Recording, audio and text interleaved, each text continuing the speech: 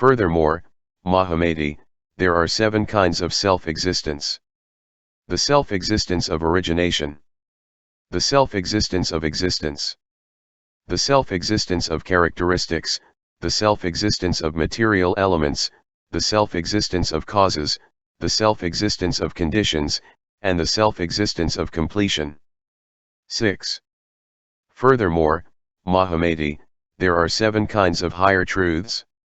Those regarding the realm of mind, the realm of wisdom, the realm of knowledge, the realm of views, the realm beyond dualistic views, the realm beyond bodhisattva stages, and the realm of a Tathagata's personal attainment, which, Mahamati, is the mind of the self-existent, higher truth of all Tathagatas, Arhats, and fully enlightened ones of the past, the present, and the future. It is by means of this mind of the self-existent higher truth that the mundane, metaphysical, and transcendent teachings of Tathagatas are formed, while it is by means of their wisdom that their individual and shared characteristics are established. However, what are thereby established are not the same as the doctrines and erroneous views of other schools. And what are the same, Mahamati, as the doctrines and erroneous views of other schools? These refer to projections and views of one's own realm without realizing they are perceptions of one's own mind. Due to their obliviousness, Mahamati, such foolish people maintain dualistic views and doctrines of existence and non-existence as their self-existent, higher truth. Moreover, Mahamati, the cessation of the suffering that comes from giving rise to projections of the 3 realms and the cessation of ignorance, desire, and karma that result from seeing that the perceptions of one's own mind are realms of illusion, this is what I will now teach. 7. Mahamati, to account for how something that doesn't exist comes to exist due to the presence of causation and how it persists in time in connection with the skandhas, the dhatus, and the ayatanas. Some monks and priests say once it arises, it ceases. Mahamati, whether it is in regard to a continuity, a function, a birth, an existence, nirvana, a path, karma, attainment, or truth, they argue that it is destroyed and ceases to exist. And why is this so? Because it cannot be found in the present, nor can its beginning be discerned. Mahamati, just as a shattered jug no longer functions as a jug or a burnt seed no longer functions as a seed. Likewise, Mahamati, if the skandhas, dhatus, and ayatanas exist then cease to exist in the present or the future, this is due to the projection or view of one's own mind, not to a cause. This is why they don't continue to arise. Mahamati, if someone says the existence of consciousness from its non-existence is due to the threefold conjunction of conditions, then hair could grow on a tortoise or cooking oil could be produced from sand. Such a thesis falls apart because it is contrary to established truth. And statements about the existence then non-existence of something contain this defect. They render whatever we might do as empty and meaningless. Mahamati, when followers of other paths claim something arises because of the threefold conjunction of conditions, they are referring to the operation of cause and effect and to whether their individual characteristics exist then do not exist in the past, the present, or the future. But such claims are essentially the result of logic or speculation or views based on one's habit energy from the past. Thus, Mahamati, despite being infected by mistaken conceptions and misled by distorted beliefs, and despite their lack of knowledge, fools claim to be wise. But there are other monks and priests, Mahamati, who see things as devoid of self-existence, as clouds in the sky or wheels of fire or cities of Gandharvas and as not arising, as illusions or mirages or dreams or moonlight on the water, and regardless of whether they appear to be inside or outside the mind, as projections from the beginningless past and as not existing apart from one's own mind.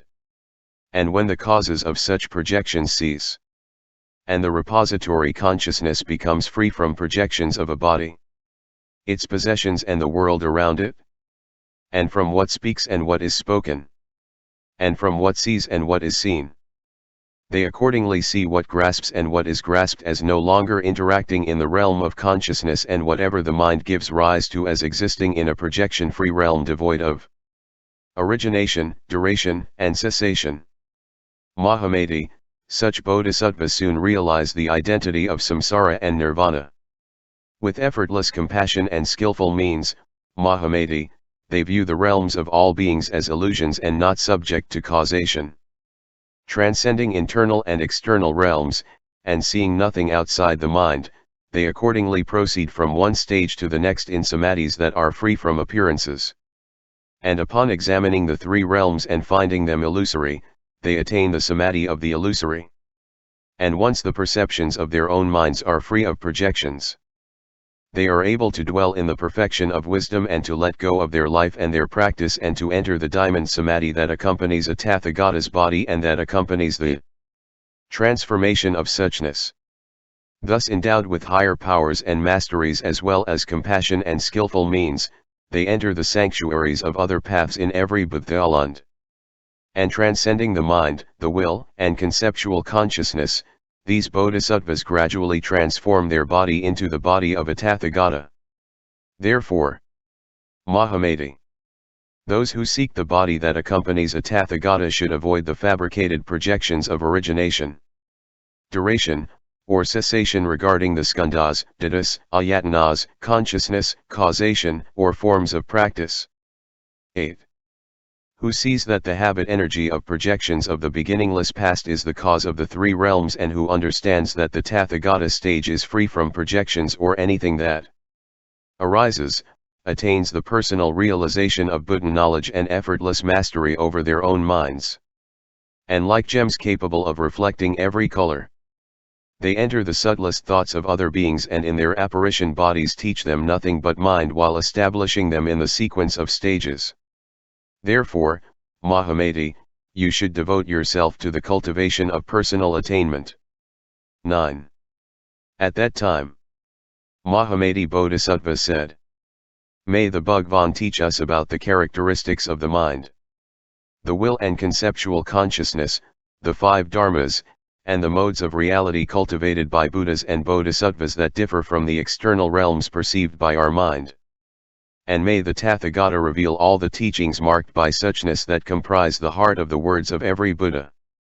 And may he explain for the great Bodhisattvas gathered here on Mount Malaya in the island kingdom of Lanka the ocean and waves of repository consciousness and the realm of the Dharma body praised by all Tathagatas." The Bhagavan then told Mahamati, there are four causes that result in the functioning of visual consciousness. And what are the four? They are: a lack of awareness that what is grasped is a perception of one's own mind. Attachment to the habit energy of erroneous fabrications of the beginningless past, the existence of consciousness, and the desire to see a multiplicity of forms. Mahamati, these are the four causes that give rise to the waves of consciousness in the ever-rolling sea of repository consciousness.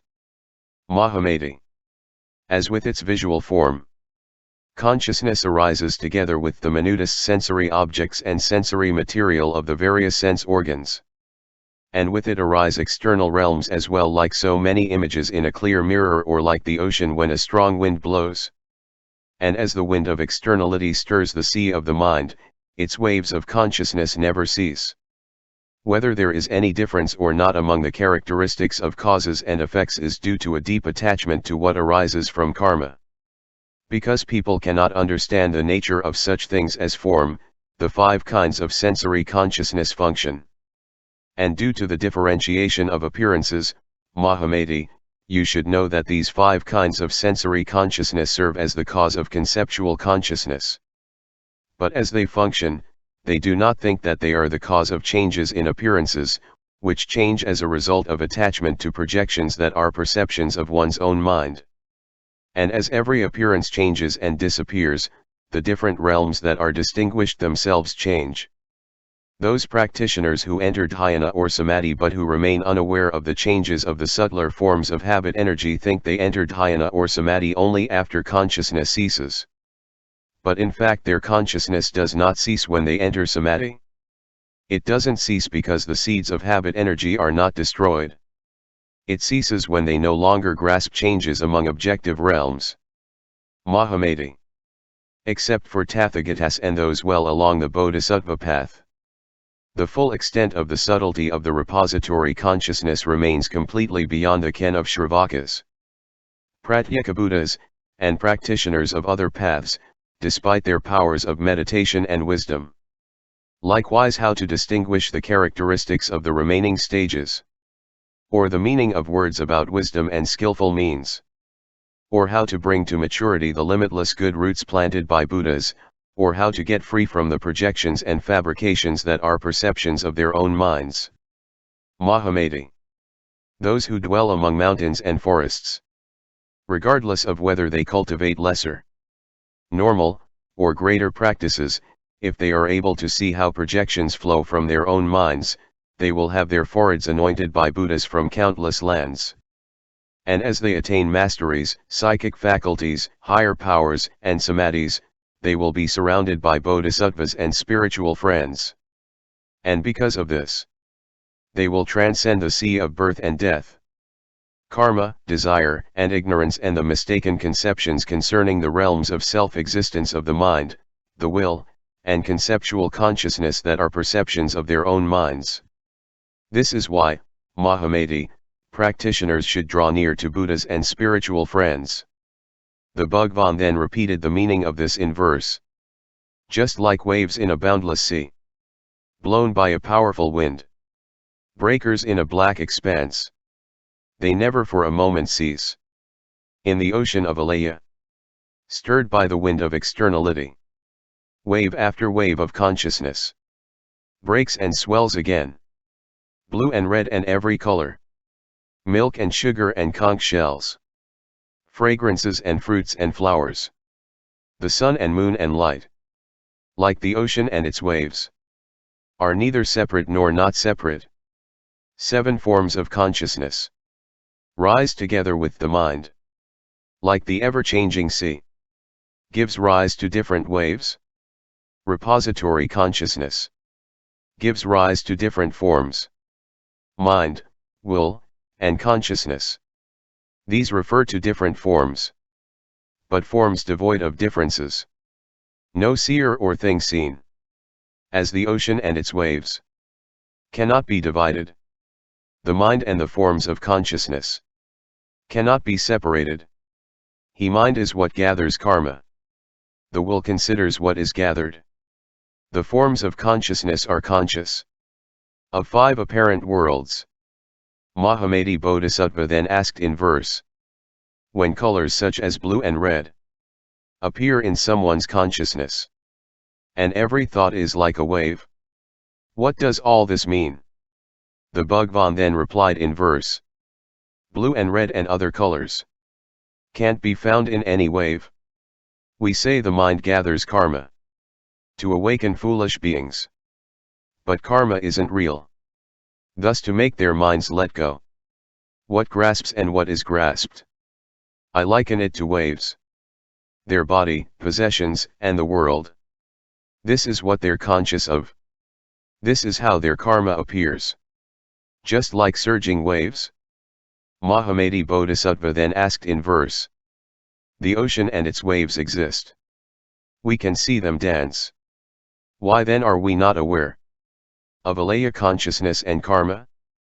The Bhagavan then replied in verse, for fools bereft of wisdom, alaya is likened to an ocean, and karma to its waves. Through simile they understand. Mahamati then said in verse, sunlight shines the same on beings of all classes. Since Tathagatas light the world to teach the truth to fools, versed in every kind of teaching, why don't they teach the truth? To which the Buddha then replied in verse, if they taught the truth, in beings' minds would be no truth. Like the ocean and its waves, a dream or image in a mirror, both appear together, as do the mind and objective realms. But objective realms are never perfect, and karma keeps arising, while consciousness is conscious. Likewise the will just wills, and 5-fold are appearances. except in meditation. As a master artist works. And the master's students. Drawing forms and spreading colors. I, too, teach like this. The colors don't contain a pattern. Nor do the brush or pristine surface. To please the host of beings. They render figures with their art. But teachings are unfaithful. For truth isn't in the words. I make distinctions for beginners. For practitioners I teach the truth. The truth they realize themselves. Free from knowing and the known. This I teach to bodhisattvas. A broader view to fools.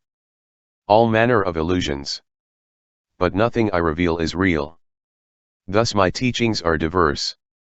Tailored to the situation. If a teaching doesn't fit, then it isn't taught. Because each patient differs. Good physicians adjust their cures. Buddhas thus teach beings. According to their capacities. A realm without projections. Unknown to Shravakas. This is what the compassionate teach. The realm of inner realization. 10. Moreover, Mahamati.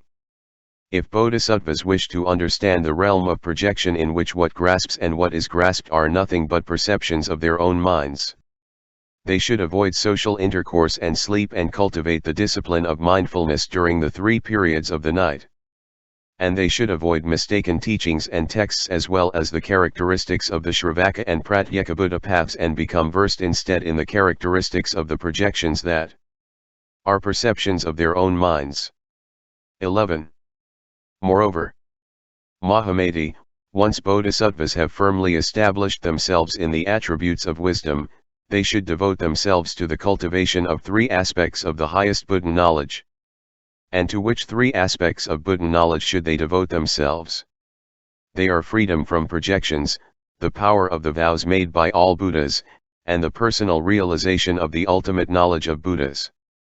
Once their cultivation includes these, they will be able to abandon feeble-minded knowledge and reach the 8th stage of the Bodhisattva path.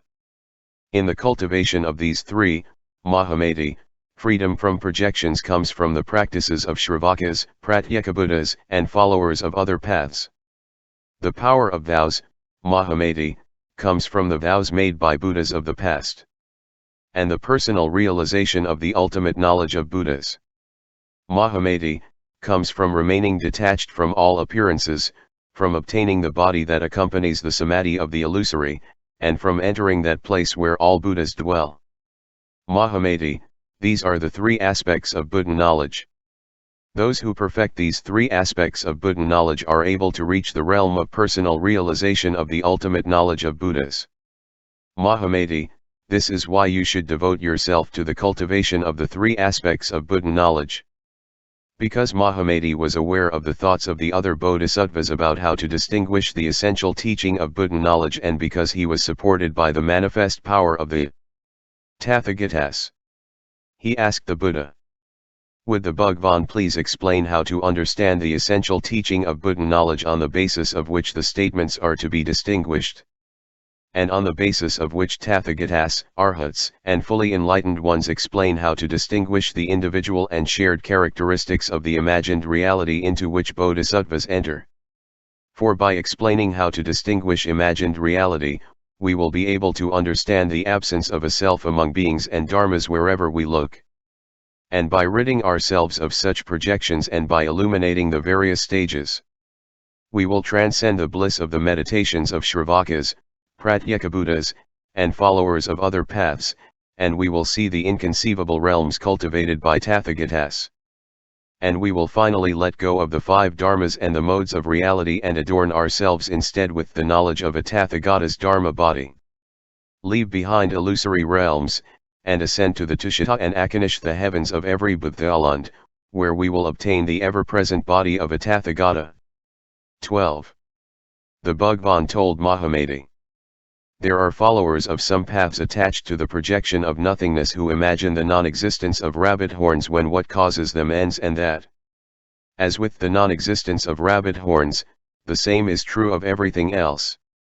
And there are followers of other paths, Mahamati, who distinguish each and everything in terms of elements, tendencies, particles, substances, or shapes, and, having seen that there are no such things as rabbit horns, become attached to the conception that ox horns exist. Mahamati, because they are given to such dualistic extremes, they don't understand what is nothing but mind and nourish, instead, the projection of realms of their own conception. But such things as their body, their possessions, and the world around them are nothing but projections of sensation. Mahamati, this is true of the existence of all things. They transcend existence and non-existence. You should not imagine such things. Mahamati, since they transcend existence and non-existence, someone who thinks rabbit horns don't exist suffers from a misconception. They should not think that rabbit horns don't exist, because such a view would be relative. And if they were to analyze whatever does exist into the finest particles, they would not find anything there. Mahamati, because it would be outside the realm of Buddha knowledge, you should not imagine that ox horns exist. Mahamati then asked the Buddha, Bhagwan, if someone imagines something as not existing, is it because they see it as not arising that they subsequently reason since their observation doesn't result in its discrimination, it doesn't exist? The Buddha replied, not so, Mahamati. It isn't because their observation doesn't result in its discrimination that they say something doesn't exist. And why not? It is because discriminations arise in dependence on something. They arise in dependence on horns. And because a discrimination arises in dependence on horns, they are said to be its cause. Hence, it is not because observation doesn't result in their discrimination that they say horns do not exist, rather it is because they are neither separate nor not separate. Mahamati, if the discrimination is separate from the horns, its occurrence is not dependent on the horns. And if it isn't separate, it is dependent on them. But no matter how minutely you analyze and examine them, you cannot find anything there. Also, because it isn't separate from the horns, it doesn't exist by itself. But if neither exists by itself, on what basis do we say it doesn't exist? Mahamati, if it doesn't exist, then the horns don't exist. But you should not think that rabbits do not have horns on the basis of observation. Mahamati, it is because there is no direct cause that arguments in favor of existence or non-existence cannot be proved. Mahamati, there are followers of other paths who are attached to such things as form and space as having shape and location. Although they aren't able to distinguish space, they say space exists apart from form, and they thus give rise to the projection of their separation. Mahamati, space is form. It is part of the material elements. And form is space, Mahamati. But in order to establish the existence of which supports and which is supported, they separate space and form. Although their individual characteristics differ, Mahamati, where the four material elements are present, they neither occupy space, nor do they exist without space. Likewise, Mahamati, oxen are observed with horns and rabbits without horns. But, Mahamati, if you were to grind ox horns into the finest particles and didn't stop analyzing those particles for even a moment, could you say they did not exist based on what you saw? Anything else you might examine would be the same. The Bhagwan then told Mahamati Bodhisattva, you should avoid projections that view rabbit horns or ox horns, space, or form as separate. You and the other bodhisattvas should reflect on projections as perceptions of your own mind. And in whatever lands you might find yourselves, teach bodhisattvas about the perceptions of their own minds.